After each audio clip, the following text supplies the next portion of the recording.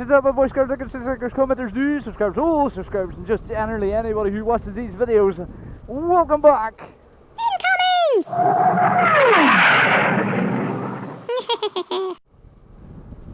Welcome back, ladies and gentlemen, welcome to another video. Ladies and gentlemen, I was actually reading, I seen an article on, I think it was MCN, about Yamaha, of all the brands.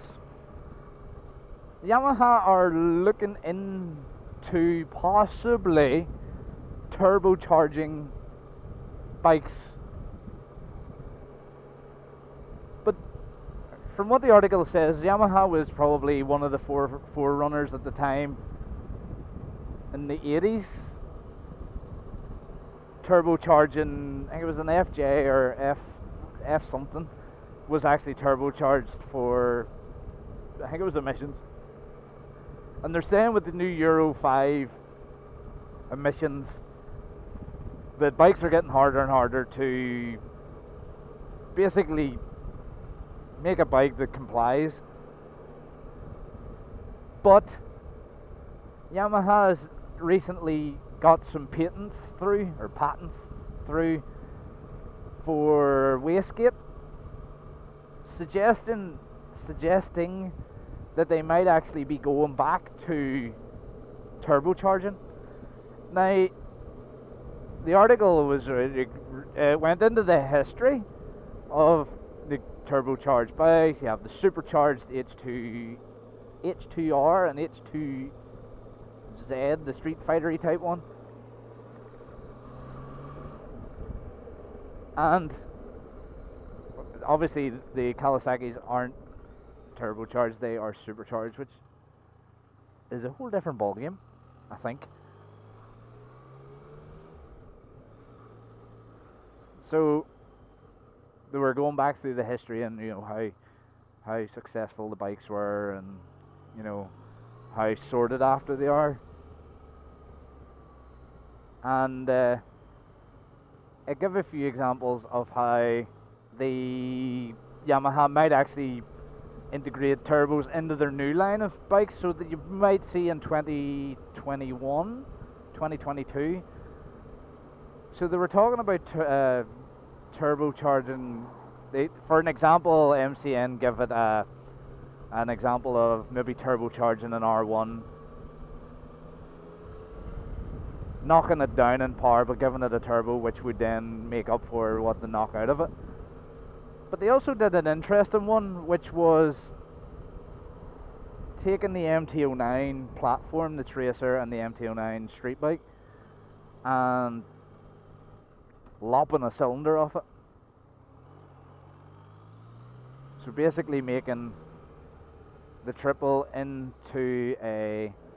basically making the triple into a twin, and then turboing it, because what you could actually do in that case is, again, you're losing the cylinder, but if you turbocharge the bike, you're giving it the power for less weight.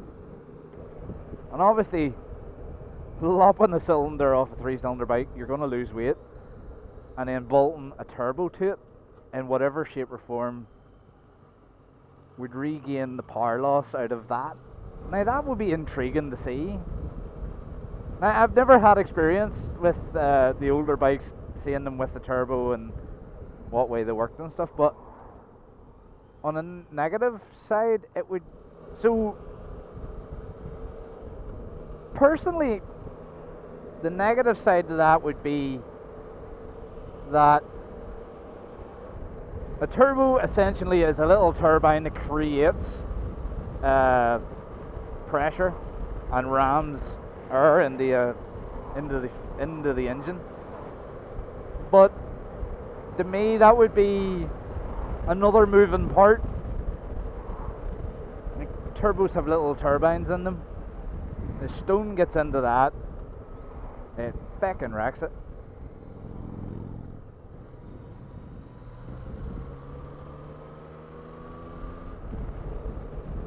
You know, it wrecks, it eats the turbine blades, it'll destroy it. It then has its own fuel intake and outtake. Sorry, fuel. Not fuel. Duh. It has its own oil intake and out, and in and out. So you're essentially bolting on another mechanical piece. I don't know whether that would make the bike more friendlier to use, but I would actually like to see some of these bikes. I actually do remember reading, and I know I'm on the subject of turbos, someone somewhere in the world, and if I can find it, I'll stick the picture up here. It was a turbocharged Nikon. Took it from like 115 to like 200 brake or something insane. But I know that's like a high range turbo. And I know that it wouldn't go bolting on high range turbos, the stock bikes, you know. It'll be sort of like one of these like mid-range to low-range turbo things. But it'd actually be interesting, so it would.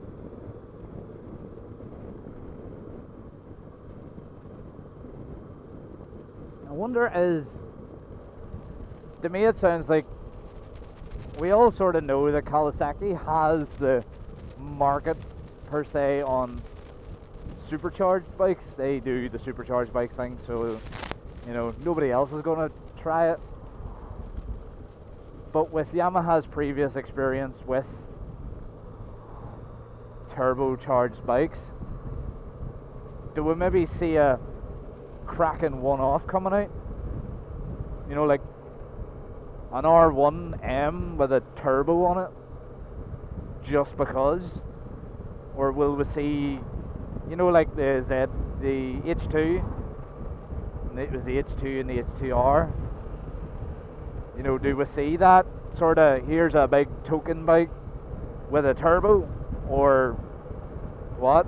Or will we see production bikes with little mini turbos?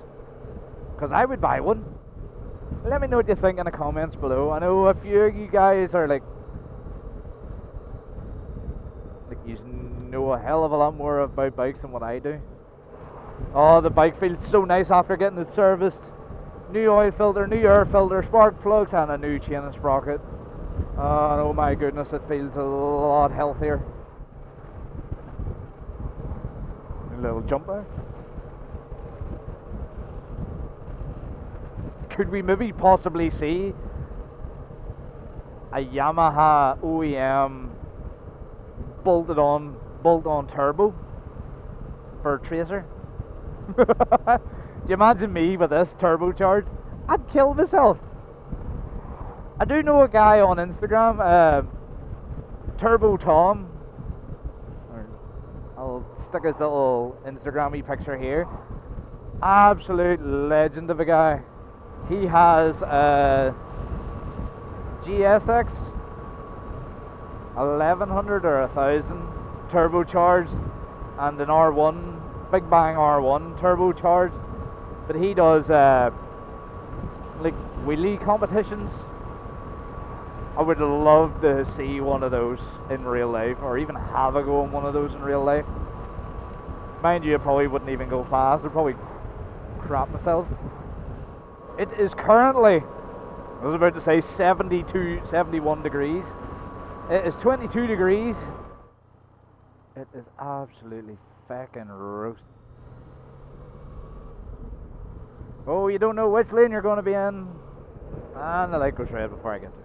So yeah, it'd be quite interesting to see what Yamaha comes up with, if they do put turbos on it, or they're just grabbing patents at the minute.